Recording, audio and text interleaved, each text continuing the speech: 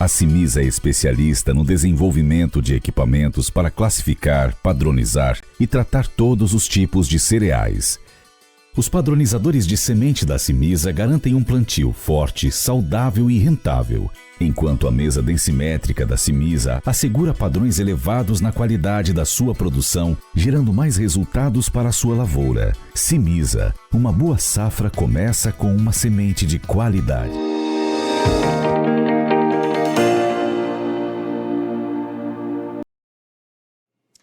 A quinta-feira não só foi de altas fortes para o mercado de grãos na Bolsa de Chicago, como foi de altas muito fortes. Os preços do milho subiram mais de 6% e lideraram as altas, seguidas pelo trigo, que também subiram bem, e a soja, obviamente, acompanhando com ganhos aí para terminar o dia de mais de 2%. Os preços do farelo e do óleo também subiram.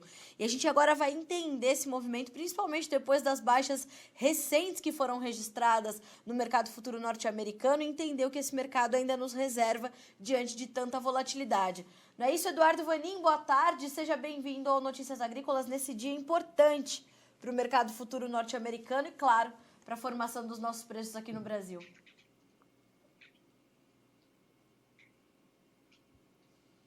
Eduardo, você me ouve? Agora sim. Eu estava aqui dizendo que fomos hoje registrar um dia importantíssimo de altas muito intensas e lideradas pelo milho, principalmente, né? Isso aí mesmo, isso mesmo. Eduardo, como é que Bom, você... essa alta do milho... Por favor, por favor. Essa alta do milho, nós temos que voltar um pouquinho atrás, na terça-feira dessa semana ainda, que quando nós tivemos um limite de baixa para o milho na Bolsa de Chicago. Caiu 40 centavos o contrato julho, limite de baixa.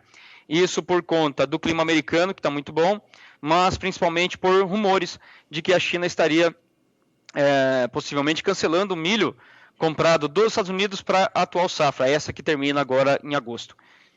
E aí houve toda essa... aí caiu bem na terça-feira, caiu um pouco mais na quarta, e já na quarta já veio que não houve qualquer questões aí de cancelamento, era só rumores. E agora, essa quinta-feira, na parte da manhã, nós tivemos o relatório de vendas em embarques semanais pelo USDA e realmente não houve cancelamento nenhum. Houve uma grande venda para a safra nova, que já era esperada, já havia sido anunciado pelo próprio USDA na semana passada, em seus reportes diários. Então, o relatório não trouxe qualquer surpresa, nem positiva e nem negativa. Mas como o mercado caiu 40 centavos do nível de segunda-feira, aí voltou para esse nível. Então, a gente pode entender esse movimento como, vamos dizer assim, caiu no boato e subiu no fato. Ou seja, foi uma confirmação da demanda que trouxe o mercado para os patamares que estavam sendo registrados ali antes desses rumores.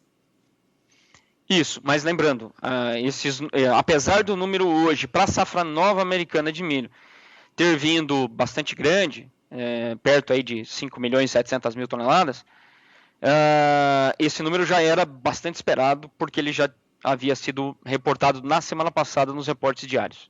Isso quer dizer que ele, portanto, tem uma influência ilimitada para o caminhar dos preços daqui para frente. Isso, o mercado vai voltar a olhar a questão aí da oferta. E a gente tem que entender um pouco também, agora, ontem, já na parte da noite, nós tivemos um encontro entre China e Estados Unidos. Não é de alta cúpula, mas, enfim, faz parte aí da agenda entre Estados Unidos e China para falar questões comerciais. E como também foi lá em março, quando então a China teria o seu primeiro encontro com a equipe do Biden, desde a vitória dele, lá em março, no Alasca, a China também comprou volumes durante aquela semana antes da reunião. Veja, algo bem parecido agora, quando então essa agenda já estava para essa quarta-feira, e nas últimas 2 semanas, 3 semanas na verdade, a China veio comprando volumes diariamente para a safra nova. Eduardo, o que esses números das compras de milho, dessa demanda, o que essa força da demanda chinesa por milho te sinaliza nesse momento? Porque, em contrapartida, para a soja, a gente ainda tem uma ausência da China, inclusive na safra nova norte-americana, que chama atenção, né? Que sinais a China está dando para o mercado diante dessas últimas notícias? Veja, várias coisas têm acontecido aí do lado das commodities na China. Agora a China teve o seu plano quinquenal, o seu 14º, e um detalhe foi levantado, que é a questão da especulação envolvendo commodities lá na China. E a diretriz foi de evitar reduzir essas especulações que podem trazer volatilidades tanto para baixo quanto para cima. Nesse caso, esse ano para cima. E isso tem trazido inflação ao produtor chinês. Produtor no sentido empresa, a indústria. Tá. E que em abril bateu 6,8% de crescimento na comparação anual. Nós não víamos um crescimento nesse índice de inflação produtor nesse nível desde 2017. Então, realmente, a inflação começa a incomodar o governo chinês, e o que tem provocado, porque esse índice é muito sensível a commodities industriais. Aí a China foi em cima e incluiu 3 produtos, deixou bem claro. Que produtos são esses? O minério de ferro, o cobre e o milho. Incluiu o milho nessas commodities aí. Isso não é muito comum, não. Porque o milho, claro, se a gente pegar do ano passado para cá, até janeiro, lá na China, tem uma alta acumulada de mais de 60%. E aí, depois, quarta-feira, o governo chinês foi para cima dos bancos. Olha, vocês devem parar de ofertar produtos que dentro dele tenham commodities para o varejo. Varejo, pessoa física. Então, realmente, na China, ela está, vamos dizer assim, enxugando essa questão da liquidez interna, que pode trazer volatilidade para os derivativos, contratos futuros de commodities internamente. E aí tudo isso acaba trazendo trouxe um efeito negativo aí para as commodities durante essa semana. Agora, quando a gente olha para o fundamento, a China está comprando mais mesmo. No caso das commodities agrícolas, é o milho. Para a temporada que vem americana, a China já comprou 10.700.000 toneladas, nome dela. De um total de 15 milhões e pouco, quer dizer, quase 70% aí do que já está vendido de milho para a temporada nova americana no nome da China. Então já começou forte. E isso mostra o quê? Respondendo a tua pergunta. Mostra que a China tem um problema interno de suprimento de milho. Que já vem do ano passado. Lembrando que ela teve quebra de safra por questão de excesso de chuva nas lavouras de milho. Sim. E aí eles podem ter 2 problemas. Um, quebra de safra, e qualidade. Porque choveu na safra, na colheita. Então isso a gente sabe como é que é, né? Milho que pega a chuva na colheita e vai direto para um secador, enfim, ou armazenagem.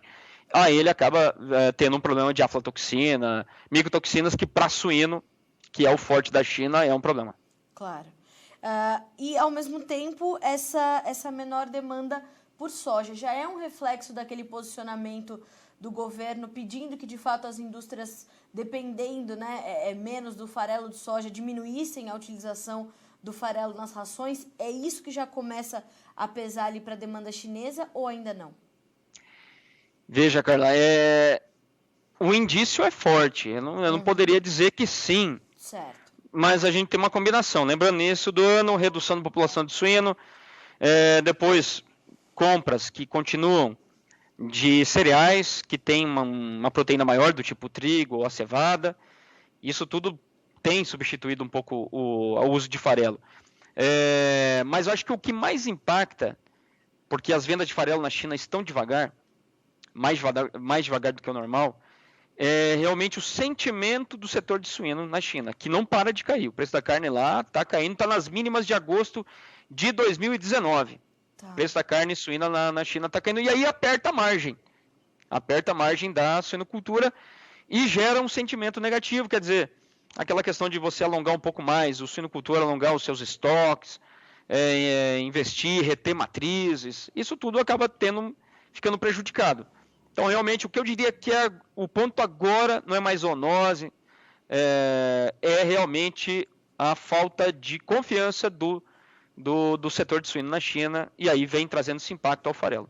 E o reflexo dessa falta de confiança é uma demanda interna menor por carne suína pelos chineses, ou tem outros fatores que acarretam esse problema, Eduardo? Não, isso eu descartaria. Demanda interna tem, inclusive as importações têm batido recorde de carnes. Só que o ponto é que tem mais oferta, porque, claro, o aumento da retenção de matrizes em algum momento traria um aumento de oferta de carne. Tem também as reservas do governo de carne congelada, que são, segundo o governo chinês, são bem confortáveis e podem entrar para o mercado a qualquer momento. A própria importação, que tem batido recordes. Normalmente a China importa de todas as carnes somadas, antes da peste suína africana, 4,5 milhões por ano. E agora já estamos no acumulado de 12 meses, chegando aos seus 10,5 milhões, passando um pouco disso já. Então, mais que dobraram. Então, você soma tudo isso e tem uma pressão no preço da carne na China e está pressionando a margem do suinocultor lá. E a gente soma isso a uma condição que nesse momento de clima para os Estados Unidos é favorável, que sinaliza uma safra regular. Essa combinação, portanto, segue pressionando o Chicago, Eduardo? Sim, o produtor tem que ficar bem atento, hein? Porque o clima indo bem e a demanda não estando lá, estando aqui no Brasil, não vamos ter um ano parecido igual ao ano passado. O ano passado, só para lembrar, no Brasil já não tínhamos mais soja a partir de agosto. Nós completamos o programa todo de exportação de soja em agosto. 90%. Foi. Inclusive, a soja brasileira ficou tão cara, que nós compramos um navio de soja dos Estados Unidos e um de óleo do Uruguai. Óleo de soja. Então, os Estados Unidos surfou sozinho. De setembro, porque ainda tinha soja remanescente, de setembro até março, porque daí nós atrasamos a colheita, os Estados Unidos embarcou quase 56 milhões de toneladas, de um total previsto hoje de 62, mas naquela época era até menos, era 60 milhões e 400. Quer dizer, o programa americano foi feito até março. Isso é sem precedentes. Nunca foi tão rápido. Bacana, e aí o efeito foi Chicago disparar para cima. Tá. Agora, nesse momento, a demanda da China não está igual ao ano passado. Eles não estão com margem boa, igual tinham de agosto para frente. Certo. Uma das coisas principais primeiro, o frete marítimo era, por exemplo, Brasil-China era na casa de $33 por tonelada. Hoje estamos falando de 58, por aí. Então o frete marítimo foi embora. Encarece a matéria-prima importada. E o outro ponto é Chicago, que saiu dos seus $9 e pouco, foi subindo. E quer dizer, a matéria-prima era muito mais barata naquele momento. Mas enfim, o ponto é que China não está com a mesma demanda e o Brasil tem mais soja nesse momento, ao contrário do ano passado. Os Estados Unidos vai ter concorrência do Brasil, sem dúvida nenhuma. Porque nossa soja está muito barata. Dificilmente eles vão conseguir competir com a gente, por exemplo, o embarque agosto e o embarque setembro. E se bobear, o Brasil pode ser mais competitivo que os Estados Unidos para embarque em outubro. Era nesse ponto que eu queria chegar, ou seja, a gente vai ter condições competitivas, portanto, de alongar o nosso programa de exportação e você já vinha alertando sobre isso, né, Eduardo? Que a gente podia, de fato, morder ali um pedacinho desses primeiros meses do programa de exportação americano, né? Exatamente. E temos que lembrar também que lá no Rio Grande do Sul, com essa safra recorde deles, alguns falam até em 22 milhões, 21,5, enfim, alguma coisa por aí, está pouco vendido ainda, precisa vender, e aí provavelmente vai ter soja do Rio Grande do Sul que vai sair em janeiro. O produtor não vai querer vender, essa soja vai ficar na cooperativa, a cooperativa vai ter que receber um milho verão, e a cooperativa vai vender a fixar para trading, e a trading vai embarcar em janeiro. Teremos mais soja em janeiro, que não tivemos esse ano. Se tudo correr bem com o clima, teremos soja em fevereiro também, coisa que a gente não teve esse ano. Então aí a janela americana vai ficar espremida. Vai perder um setembro, que o ano passado foi forte, 4 milhões e pouquinho, de exportação americana, e vai perder um fevereiro, que o ano passado esse ano foi bem forte também. Eduardo, 2 perguntas. Isso naturalmente vai ocasionar preços mais baixos em Chicago? E, número 2, para o produtor brasileiro, a gente vai ter uma compensação disso, principalmente via prêmio? Então, aí que está o ponto importante. Naturalmente, se Chicago cai, o prêmio sobe. Porém, como o frete marítimo está muito caro, E tá difícil conseguir. Aí é um mercado do frete que as tradings têm sofrido bastante. Esse repasse não vai ser agressivo como foi o ano passado, não. Pro prêmio. Pro prêmio. Tá? Então, qual é a melhor estratégia para a safra nova? Continua sendo a operação caixa. Porque se eu tiver errado e Chicago continuar subindo, e o produtor já vendeu a soja, então ele tem o seguro de alta para defender ele. Agora, se eu estiver certo, o Chicago cair muito, e o prêmio não subir tanto para compensar isso, essa queda, então ele vai só perder o prêmio que ele gastou lá em Chicago. Uhum. Ok? Então, e outra coisa, ele pode comprar uma proteção que vai até fevereiro do ano que vem. Aí ele tá protegido de possíveis novas altas em Chicago por uma questão de clima. Lembrando que o clima americano se define em agosto para a soja. E outro ponto é um possível laninha aí novamente, né? Vira essa boca para lá, né? Mas, enfim, tudo é possível. E aí, o papel do produtor não é torcer, mas sim é fazer as proteções dentro de um calendário da safra dele. Eduardo, o mercado já tem essa trajetória bem definida ou ele está tentando entender todo esse quebra-cabeça para definir aí a sua direção? Ou não, a gente já tem uma tendência, talvez, baixista é uma palavra muito forte nesse momento, porque a gente está em pleno mercado climático americano, Sim. Mas ele tem uma tendência definida agora ou justamente a volatilidade vai ainda atuar muito forte, deixando esse mercado sem direção, acompanhando a formação desse quebra-cabeça? O ponto é o seguinte, o trabalho do preço já foi. O produtor já plantou 90% do milho, provavelmente domingo que vem já vai dar os seus 96%, algo assim. Realmente, a troca diária já não acabou, já foi. Não faz mais sentido pensar em troca diária. Agora, do lado da oferta, ainda tem muita coisa para acontecer. O clima americano agora tá bom, mas como a gente sabe, o ano passado também ele foi muito bom até julho, e aí agosto virou para pior. Foi. Então ainda temos bastante coisa em relação ao clima. Por isso que o seguro de alta ele é importante, para que possibilite essa participação. Tá bom?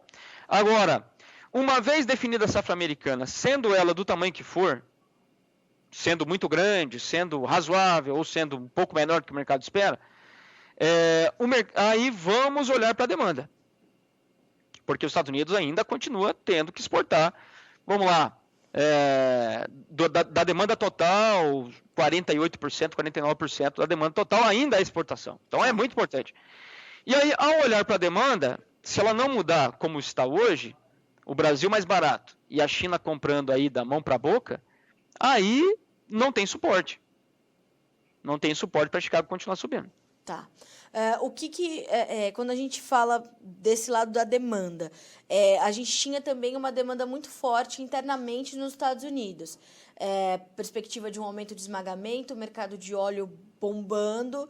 A gente tem uma situação muito diferente já, ou o mercado de óleos, por exemplo, é um mercado que ainda dá um suporte importante, não só para Chicago, mas para nós aqui também, que nós tínhamos aí bons momentos do nosso óleo de soja. Não, o óleo sim hoje é outro mercado, os óleos vegetais, e especialmente o óleo de soja nos Estados Unidos. É lá que está crescendo, inclusive várias empresas têm anunciado investimentos para participar desse boom. Mas no complexo vai sobrar farelo. Não há demanda para esse farelo que os Estados Unidos vai produzir. A não ser que o setor de carnes nos Estados Unidos cresça muito, mas a projeção também não é grande coisa. É uma recuperação daquilo que foi perdido em 2020. Voltaria para os níveis de 2019. Bom, dito isso, nós temos um óleo que realmente está muito forte, um farelo que deve sobrar até pelo crescimento do esmagamento americano, mas ainda, como eu falei, apesar do crescimento do esmagamento, o ano que vem está previsto um aumento de 1.100.000 toneladas de esmagamento, ainda a exportação é muito importante. Menos importante do que foi esse ano, mas é ainda muito importante. Os Estados Unidos não teria o que fazer com essa soja caso ela sobrasse, viraria estoque. Tá. Quando a gente começa a trazer essa realidade para o Brasil, a gente tem essas boas perspectivas ainda de exportação, essa sinalização de uma possibilidade de alongarmos aí o nosso programa de exportação. Te preocupa a nossa demanda interna, Eduardo? E talvez o que a gente tenha de volume para exportar no segundo semestre pode ser um pouquinho mais do que nós teríamos aí condições de exportar tranquilamente com bons preços? Ou tem mercado para toda essa soja que a gente tem ainda para vender? Tem, só tem que estar no preço certo. Sempre tem. A demanda, ela tem. Agora a margem da China não está boa, mas se Chicago cair bem, vai passar a ficar melhor. Então sempre vai ter a demanda. Agora, a que preço? Esse é o ponto. Então, realmente, o Brasil não tem uma capacidade igual os Estados Unidos têm, de virar a temporada com grandes estoques. Eles têm capacidade para isso, nós não temos. Uma vez que o Brasil vire com um certo nível de estoque, vamos dizer, mais alto do que o normal, de soja, essa soja ela vai acabar indo embora para dar espaço para uma outra safra e assim por diante. Então, realmente, o Brasil não tem essa capacidade de segurar a soja. Ela vai ter que ir embora de algum jeito.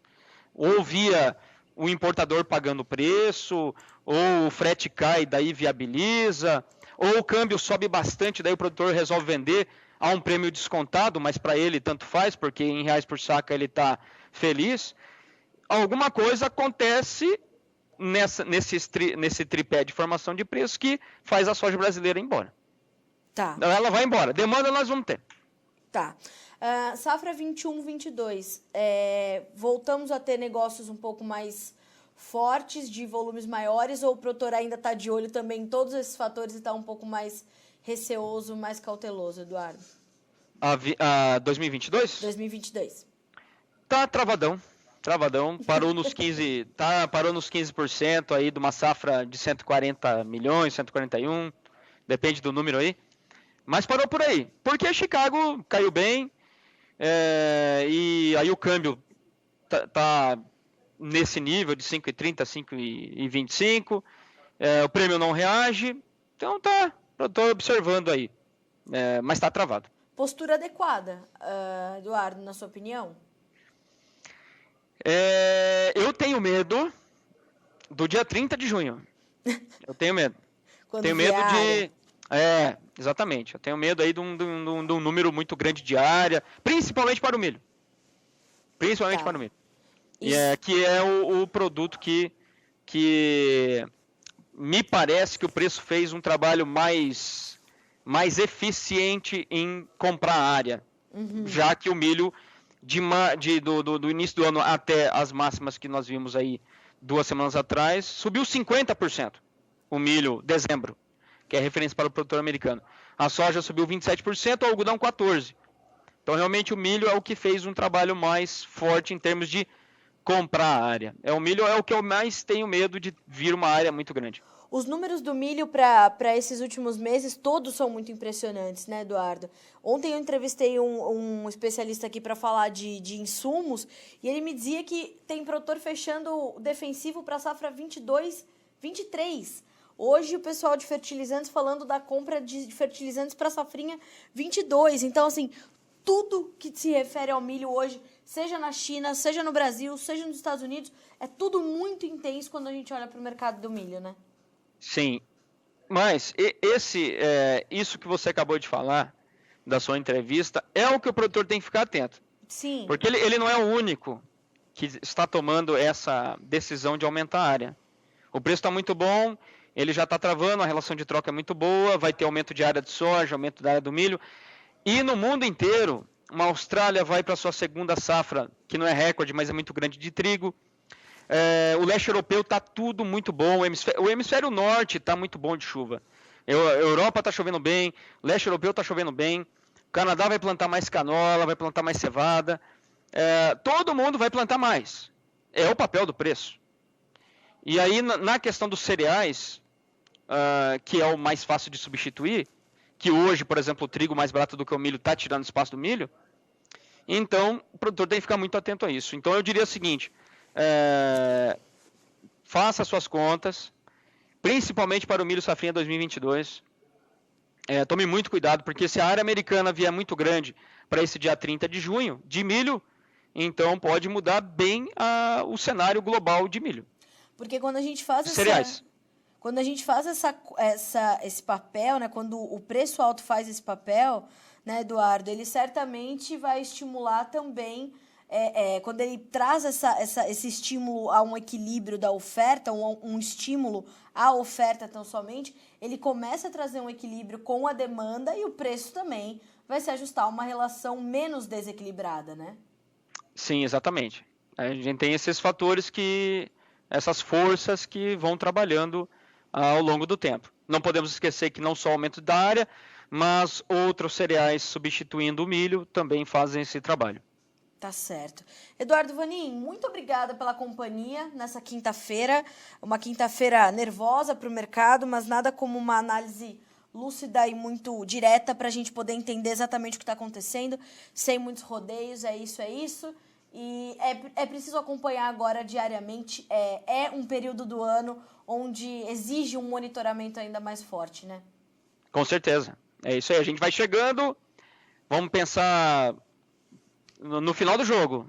Então tem que fazer o gol, né? Tem que fazer o gol.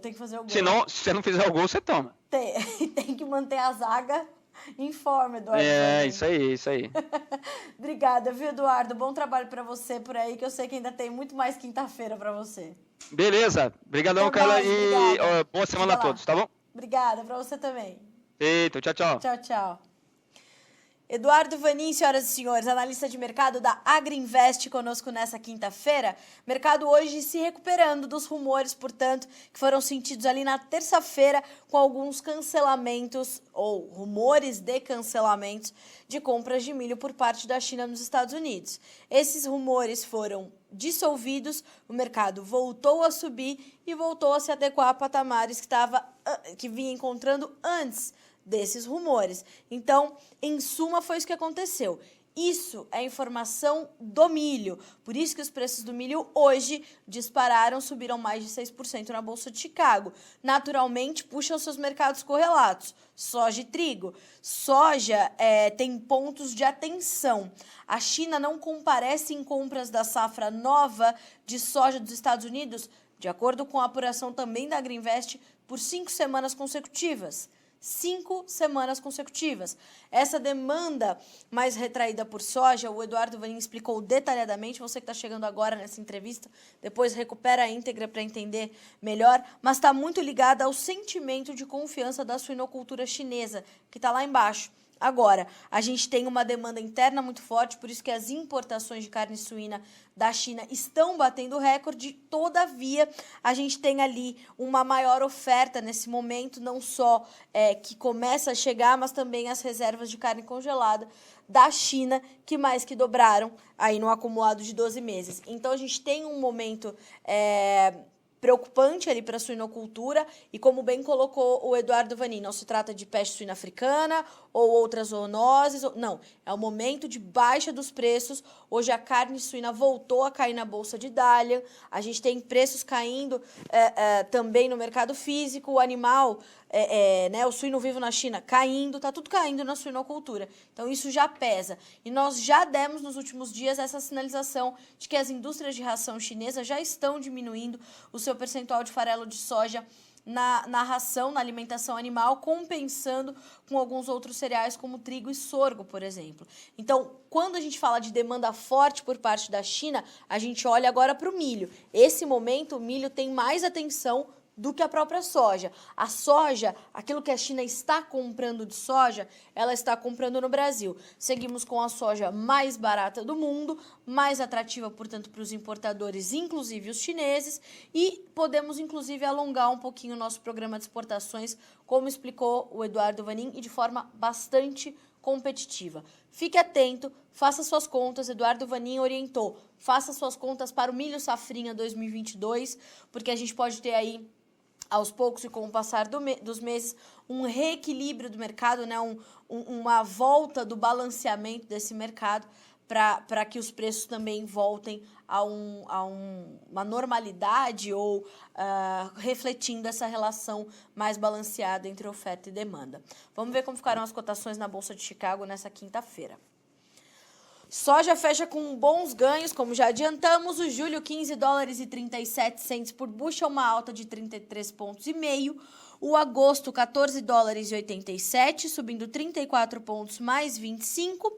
Para o novembro, $13,78, alta de 31 pontos, mais 25. Mesmo valor de fechamento para o janeiro de 2022, que sobe 30 pontos, mais 75. Preços do milho agora que dispararam nessa quinta-feira. O julho, $6,64 por bushel, 40 pontos de alta. O setembro, $5,85, 38 pontos mais 25 de ganho. O dezembro, $5,55, com uma alta de 34 pontos mais 25. Mesmo ganho para o março, que fecha com $5,61. Concluindo com os números do trigo, preços também subindo quase 30 pontos nos seus principais contratos. O julho fecha com $6,76, o setembro $6,79, o dezembro $6,86 e o março $6,93 por bushel.